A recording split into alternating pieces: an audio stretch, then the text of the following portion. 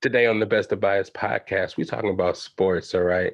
Hope you guys are ready. Quick little rapid fire sports updates just to get y'all, up to date on what I'm thinking about basketball, football, a little sprinkling, a little baseball, and yeah, just to get you guys in between these pop culture and all this TV review stuff. We got to get the sports in there so y'all are right there and refreshed and right there with me on the craniums. So yeah, it's the Best of Bias podcast. Enjoy. What my theme song?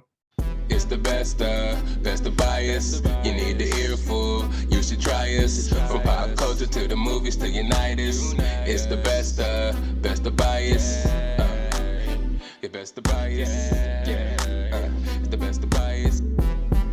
You are now listening to the Best of Bias podcast with Lydell Dinero and Hugo Twilight.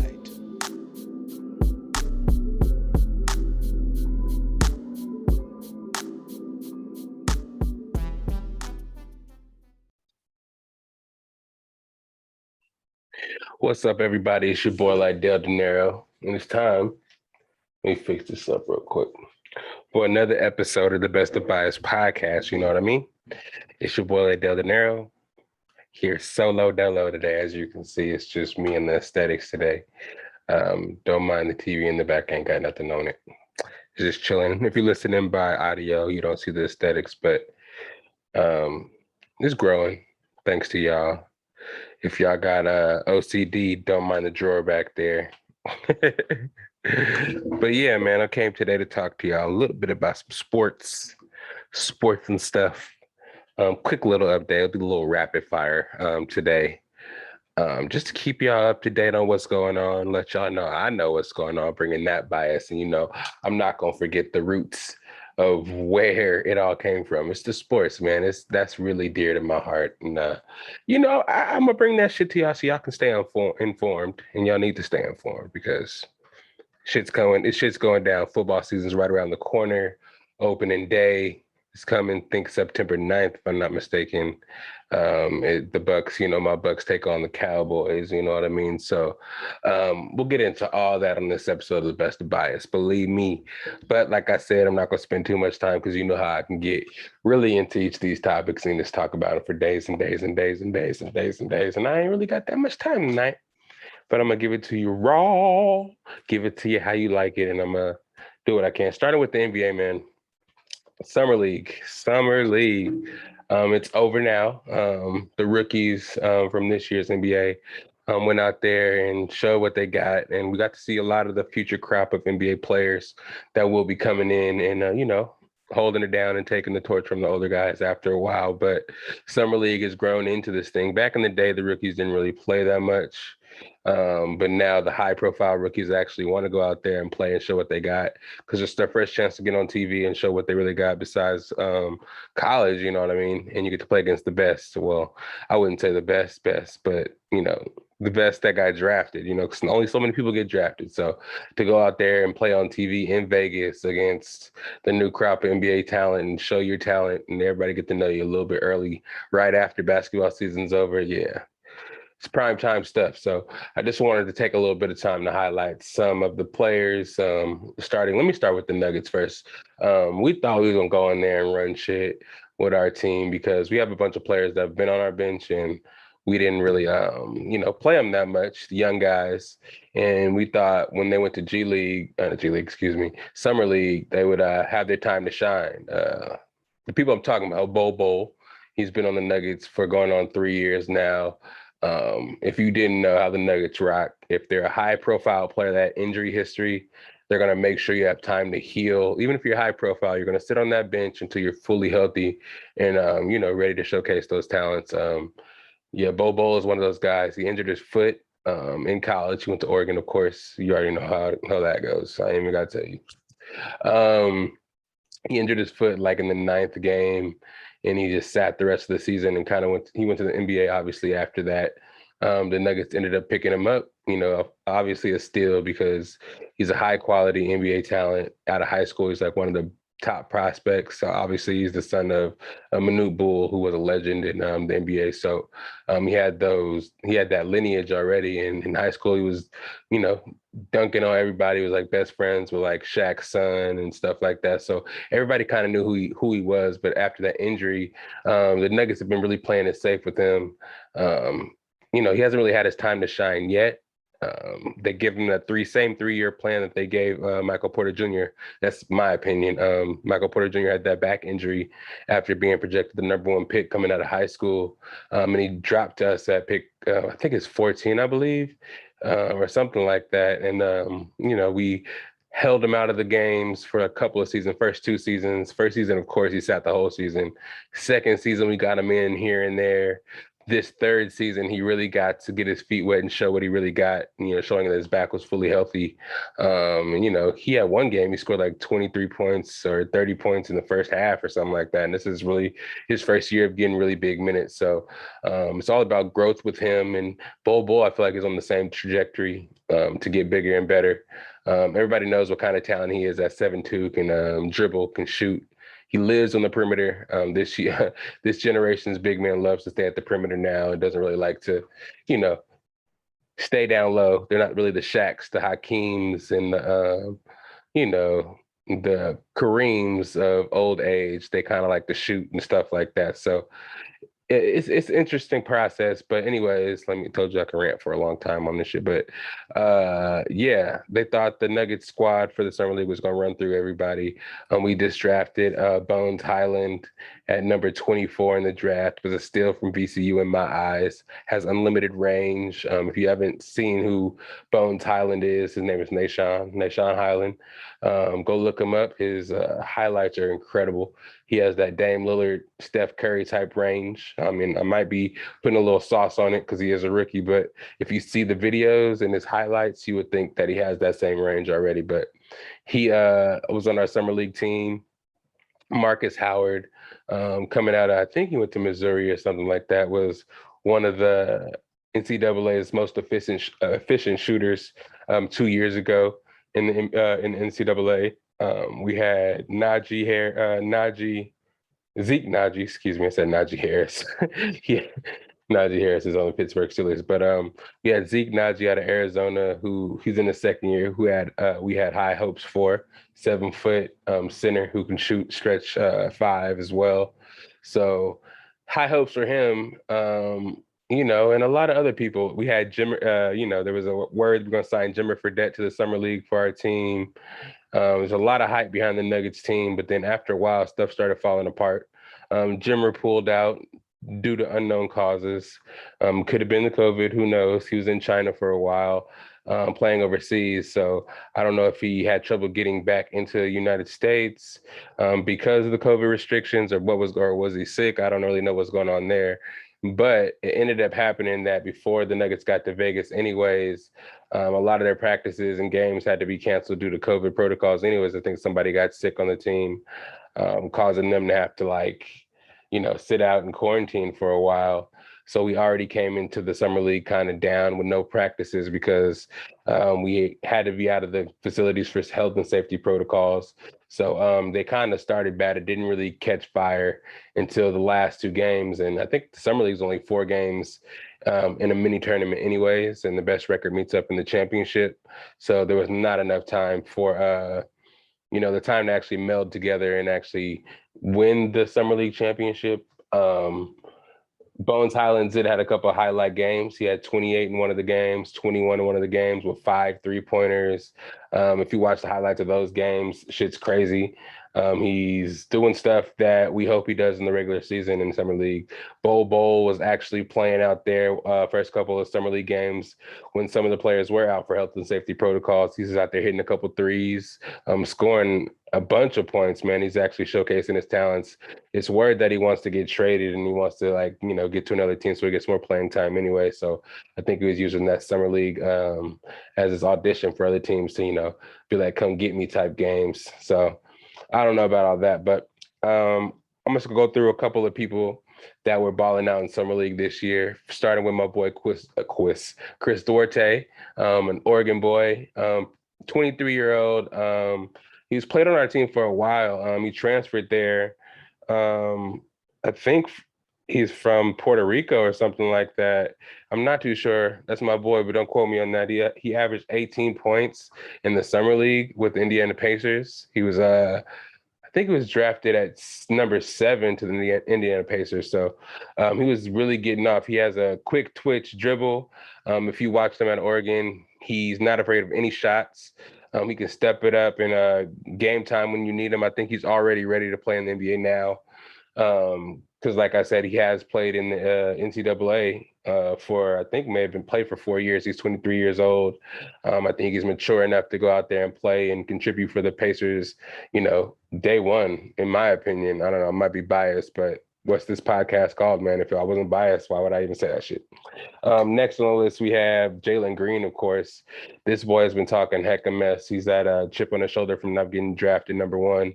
He wanted to get drafted number 1 so bad, but Kade Cunningham, who's known to be a better overall talent, I guess, has some size on him at 6'8", pretty much a 6'8" guard. But this is not about Kade Cunningham right now. This is about Jalen Green. Jalen Green scored 20 points, shooting 50% from the field in summer league, 90% from the free throw line. He's just scoring every which way, showing that he didn't need to go to college. He played for the G League Ignite. He skipped college from high school and went straight to the G League and was showing out there and was able to show enough talent to get drafted number 2. And he's had a chip on his shoulder ever since, thinking he should have got drafted number 1. So it's going to be exciting to see him in the league. Of course, he's going to be starting day 1. Number 2 pick, I wouldn't imagine he would be on the G League team or anything like that. Houston doesn't have that much talent. So I think he's going to, be out there starting day 1. I think he's going to be pretty damn good, if you would ask me. Next, we got Davion Mitchell, man. He's been proven to be an incredible lockdown defender, clutch shooter, just like his brother. His brother's Donovan Mitchell, if you didn't know, a shooting guard for the Utah Jazz, the thorn in our thigh for a long time now. But it's funny because the Denver Nuggets actually drafted him, and now they traded him over to Utah Jazz the day of the draft, and ever since I think we regretted it. If I was to say so, looking back, I don't know, it's in hindsight. But Davion, he's really good, man. Out of Baylor, they won the national championship last year in college, and he's showing that talent wasn't a fluke. He's coming through for the Kings, locking down whoever's best defender was playing out there in summer league, and just going crazy, showing that the Mitchell family has more than one talented basketball player on the squad, or in the family squad, I guess. And they won the Summer League championship, the Kings, shout out them, led by Lou King, another Oregon boy. Our boys out there, man, they might not get drafted or have success in the league right away sometimes, but that talent shows. And if they stick to it as long as you want to, look out for that, kids, stick to it. Never give up. If you stick to your talent, stick to your dreams, you'll make it. Because a lot of these players have been playing in like Euro leagues, Pro-Am leagues, in their local towns, and they get invited to these summer leagues and they're making a name for themselves. And that's what Luke King did. Next on the list, Trey Murphy, the Pelicans. I didn't watch him that much, but I did hear a lot about him. 16 points he averaged, 7 rebounds, 55% shooting, 44% from 3. So he's a sniper. The Pelicans need all the shooting they can get. I believe JJ Redick is on the Dallas Mavericks now. So having a rookie out there that could snipe with Josh Hart. They still got, Brandon Ingram can shoot the 3. If, Zion can develop that 3. I think they got somebody else at point guard. I forgot. I'll remember soon. But yeah, I'm liking what I see over there in New Orleans. They didn't get a Christmas game, and neither did the Nuggets. So I know I feel y'all for real. So this team, I think in year 3, they're going to have something special with Zion and the boys. Peyton Pritchard, of course, my boy Peyton, another Oregon boy. He played 4 years at Oregon, so he's been ready for this. Last year was his rookie year in the league. He's just now coming off that season where he played, I think he played a pretty, prominent backup role at point guard. So he was coming off that already ready and was really, showing them boys up. He was in the championship game too against the Kings, but they came up short. But yeah, I think in a local pro-am game in Oregon, that fool scored like 92 points against some regular YMCA type people. So that boy's gonna be a baller in the league. Might be like 24 years old, just getting started. And Kimba left the Celtics, so they just re-signed Marcus Smart for about 77 mil, 4 years. So I think Peyton Pritchard is going to be locked in as that role as a backup point guard, and that's good for him. It's good for Oregon recruiting because we're getting a lot of recruits based off, a lot of our players getting signed now and showing out, putting Oregon on the map for basketball, and it's going to be really reflect in the coming NCAA basketball season. So look out for Oregon and keep watching all these prospects coming up, man. Kade Cunningham, of course, he kind of like showed why he was picked number one. He was calm, composed. He didn't really play the best defense all that much, but he did compete. Like I said, he went head up with Jalen Green a couple times. Shot for shot, step back threes. Like he's a 6'8" guard, so he's going to be smooth. It's going to be interesting to see what he can do out there. With Detroit, they got Jeremy Grant out there. They're going to be long. Two of their primary players going to be long. Jeremy Grant can play any forward position, and you have Cade playing shooting guard and point guard at 6'8". It's going to be kind of nasty out there. Jaden McDaniels, I've been hearing his name for a couple of years now, out there balling for Minnesota. Minnesota's going to have a loaded squad. Another young squad that's going to take a couple of years to come up. Not really on the level of some of these teams that already compete right now. But if you think about Karl Anthony Towns, Anthony Edwards, D'Angelo, Russell, KJ McDaniels, Michael Beasley. So I felt like that team just needed a little bit of time to meld together. And as time goes by, things will get better for them. They also got Patrick Beverly, I believe, is on the Minnesota Timberwolves too, to add some veteran grit to that team. So, watch out for the West, man. There's some top teams out there, but there's a lot of teams like that can come through and can do anything, can make some noise because the West is always kind of loaded. Now the East is really loaded with a lot of the trades that have been made. Lonzo going to the Bulls. You got DeRozan on the Bulls. You got Kyle Lowry going to the Heat.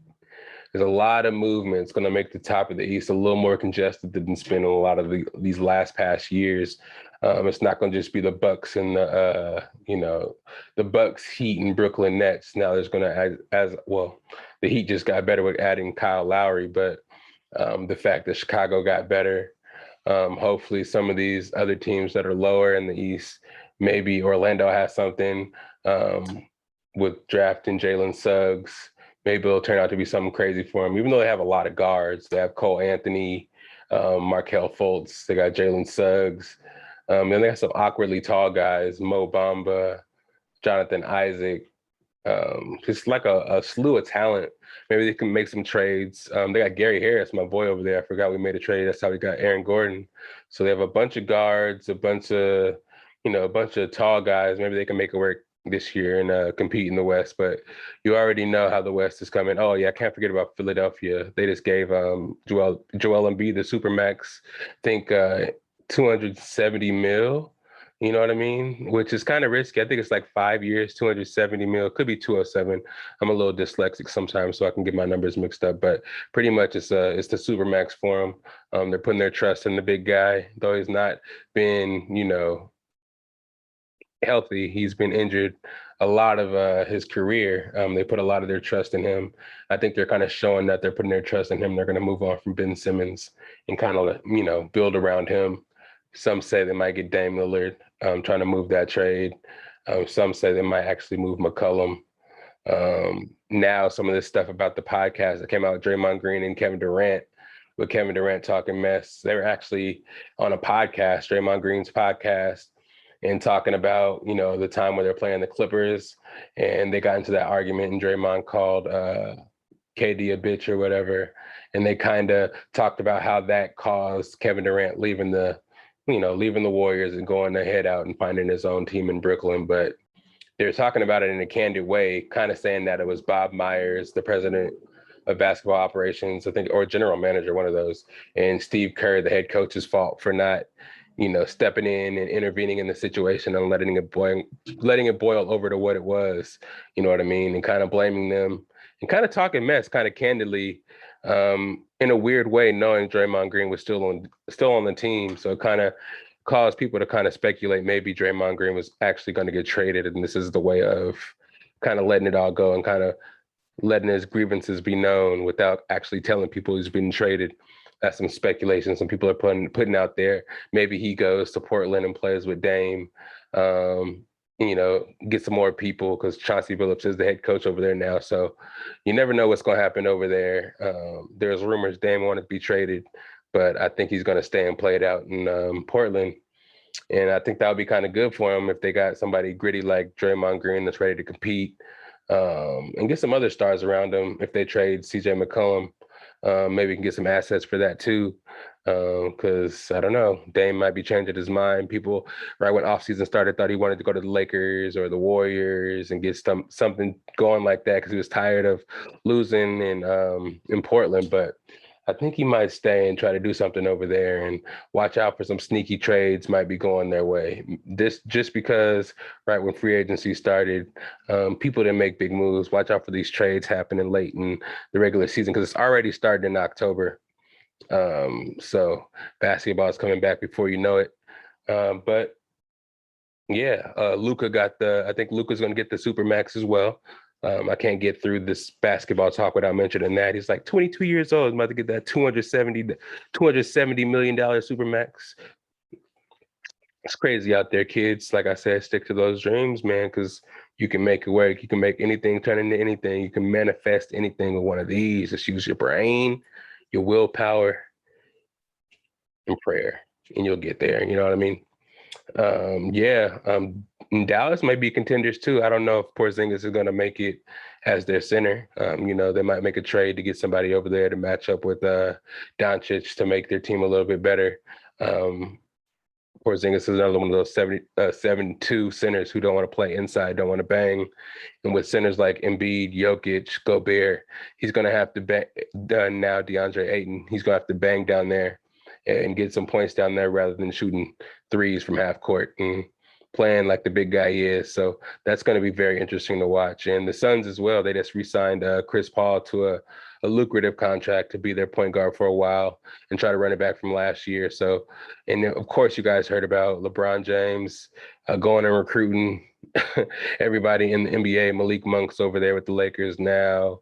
Wayne Ellington, who else is over there? Of course, Carmelo Anthony, Westbrook. You guys heard about the big names. They're working out Isaiah Thomas after he scored like 62 in a Pro-Am game and was talking about how the NBA forgot about him and they gave up on him after his hip injury. He's been to a couple of teams and never really found a team where he can get back to the MVP level where he was at a certain point in his career. So they're working him out. Mike Thomas, I believe, and Darren Collison. So anybody that's out there that's willing to take the vet minimum, the Lakers are trying out to get back to that number one status in the West and try to, and compete in this really congested NBA season that's coming back to us October 19th. And I'll talk to you a little bit more about these Christmas games and how they fucked us out of those games a little bit later. I'm getting to some football news right now because it's supposed to be rapid fire. And I talked a little too long about that NBA stuff, but I had a lot to talk about because the Summer League was fun, but we're making our transition into this football season, and I'd be remiss if I didn't go over a little bit of football before I got up out of here. Starting with the new taunting rule. I don't know if you guys seen it. I think it was I don't even want to get it wrong. It was in my head, but I forgot. I should have wrote it down, but it was a running back pretty much. I think it was a Colts player. He drug like 5 people. When you, as a running back, I can vouch for this experience. If you run through the line, it's always be a congested mess in the middle anyway, especially when you run up the middle. You can expect it to be congested, big ass linemen everywhere. Linebackers might be lurking around any corner. This running back ran up the middle, drug like 6-7 people for like 10 yards, got up after, looked down, kind of celebrated, looked at his accomplishments, and the referee threw a flag immediately. You're not supposed to stand over a person and taunt. You get flags, of course, but it looked like he looked at the guy for 1 second and turned away immediately because he knew it'd be a flag if he looked any longer. And he just fucking He just threw the flag and it's 15. It was like a 15-yard play, and it got negated from that flag being thrown. And it was like, what? And they are really assessing a new taunting rule that if anybody looks like they're doing anything of that nature, they're going to throw the flag, and 15-yard penalty would be assessed. And I think that we're doing a shit where, like, if you got two personal flags, you're personal fouls, you're thrown out of the game. I think they were doing that last year. So that can be really detrimental to a team. And of course, naturally, after you make a big play, you're going to be hyped up. And to penalize for somebody, especially in the preseason when people are trying to make the team and trying to make a name for themselves, to celebrate after an accomplishment. And people wait all their college careers to get to the NFL so they can celebrate. And for now, the people be like, oh, 15 yards for celebrating, and I can be kicked out of a game. That's ridiculous nonsense. You know what I mean? NFL, don't become the no fun league like it used to be. You guys are loosening up. Everybody was getting back to business. Everybody was loving y'all again. You can go and do that. And by the way, go get Madden. Madden's out today at 9. It might be out now, actually. So if you ain't got it now, go get it. Add your boy Skitty Grub One on Xbox. I ain't got Xbox One, of course. I ain't got the Xbox X Series yet. It ain't came my way. But if you got that, hop on the game and get whooped to start a season or something, holla at me. You know what I'm saying? If I played with you before, you know what I'm about. If you played in that one league that I was in when they was cheating, don't ask me because I ain't going. Motherfuckers. Opening day, I want to talk a little bit about that. The Bucs playing the Cowboys on September 9th, man. What am I expecting? I'm not going to say the Buccaneers can go out there and whoop some ass. I have too many Cowboys fans and too many Cowboys fan friends, and I respect them too much to say we're going to blow them out like that. But I will say, I hope so. You know what I mean? If we lose opening day, we drop that banner, we flashing them rings, we can't lose. So if we win, I hope it's by a just amount. Hope Tom Brady goes out there and shows without his knee being injured, he can just destroy shit and, you know, lead us to victory with the full season, full off season, getting to know the playbook, getting to know our players. Yeah, I think we can do something crazy this year with a favorable schedule. The America's team had to be the first game of the season, but for us to come out with the same 22 players, same team, same coordinators, after winning a Super Bowl, again, banners dropping, it's their second banner ever. I think we're going to come out motivated, and I think the Cowboys offense, if Dak Prescott is playing, if you guys have been watching Hard Knocks, if you guys have been listening to any of the sports radio, watching any sports media, his shoulder is shot right now.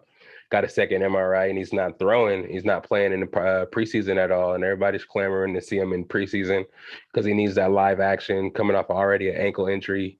To have a shoulder injury and not playing any preseason, you know, he might overcompensate for old injuries, the new injury, and he might not be ready to play week 1 playing against the hungry defending champs that are trying to go after another Super Bowl. So it's going to be interesting to see, especially with a bunch of rookies on the Cowboys defense, which wasn't really good last year.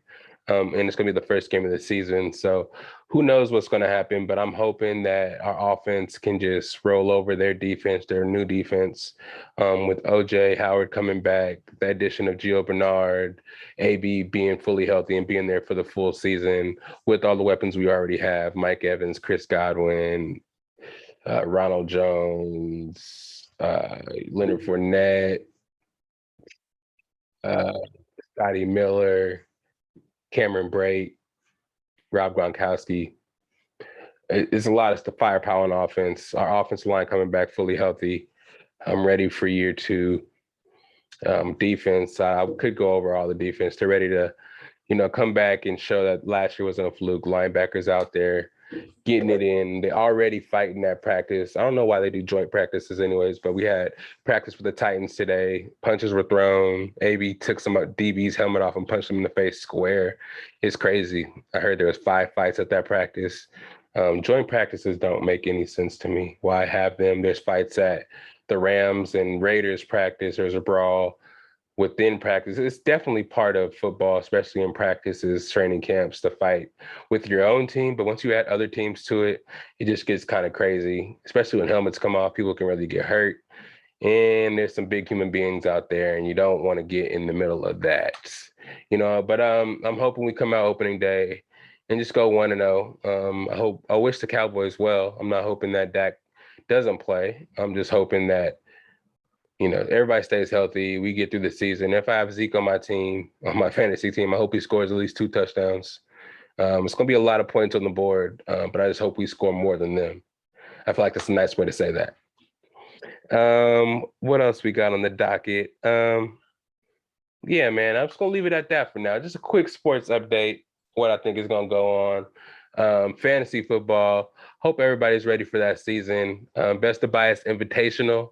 Everybody get your fees in because we have the draft this Sunday. I might do an after draft show just to let you guys know who picked what and some predictions and some bragging right type shit. Might have some of the guests on from the league. So hope you guys are around for that. You know what I mean? Just a quick basketball and football update. You guys know I'm ready for the season to start. Preseason in full effect. Sunday, Saturday, Thursday, games on all the time. You had a game on today. Philadelphia Eagles and the New England Patriots. As a quarterback controversy. I'm just all mush mouth right now. Controversy in New England. Mac Jones and Cam Newton both out there balling. Who's going to start? Nobody knows. A lot of stuff going on in the NFL. Everybody go listen to some fantasy football podcasts. Get ready for these seasons, man, because there will be updates on this podcast all season about fantasy news, about how our season's going, some of the bets that have been made, because people in my league have already been talking mess, how they're going to make side bets, how they're going to win, how they're going to do this. Derek, I'm talking to you. How you going to do that? Kyle, I'm talking to you. Everybody out there think they're going to win, but do they really have the chops and the football knowledge to make this happen? I do this, man. I'm ready. You already know I got rings and things. This year we will be having a trophy for first place and last place. Damo's working on the last place trophy. I'm working on the first place trophy. So it's a lot going on this year in our fantasy football. So if you like fantasy football, definitely tune into these podcasts because we out here going to have those going for you. Hope I touched on everything. Baseball, my Braves, they came back, man. Actually, we are leading the division now, actually by like 4 or 5 games. I'm surprised. After Ronald Acuna went down, I thought we were going to free fall and just fall out of contention because we were doing bad at the beginning of the season. My friends always say it's always a long season in baseball. There's always a chance to come back, especially with the talent we have. Freddie Freeman, Dansby Swanson hitting grand slams. It's just getting crazy out there, man. Ozzie Albies holding it down for Ronald Acuna when he's out.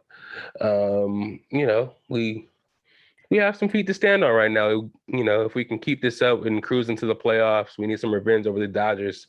I'm talking to you, Matt.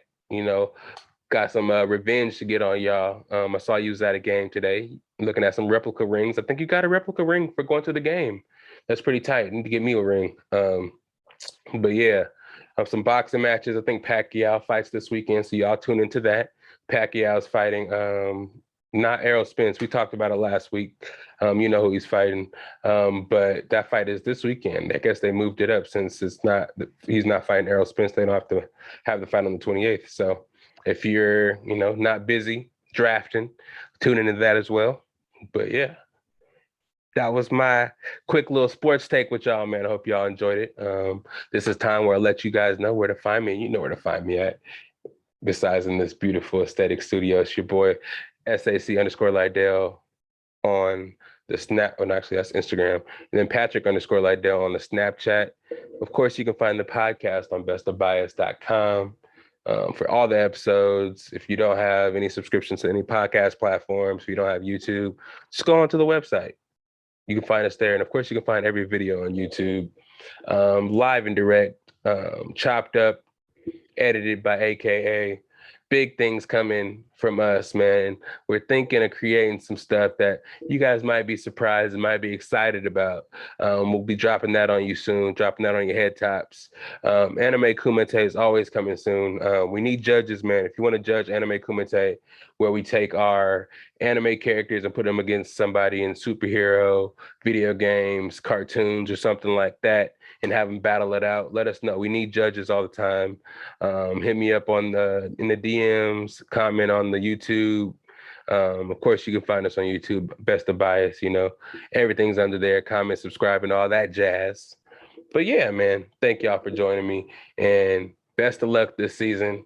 Hope your favorite player did good. And I'll be remiss. Shout out Luke King too for winning,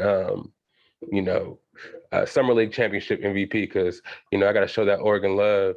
We out here balling, representing in every sport when we coming for the national championship in both major NCAA sports this year. Watch out for us. But anyways, y'all enjoy y'all night. Hug somebody. Tell somebody you love them. Thank you for coming. And it's the Best of Bias podcast, of course. You guys have a good one. Where the theme song? It's right there, man. Where? Right here. It's the best of bias. You need the earful, you should try us. From pop culture to the movies to Unitas. It's the best of bias. Best of bias. Yeah.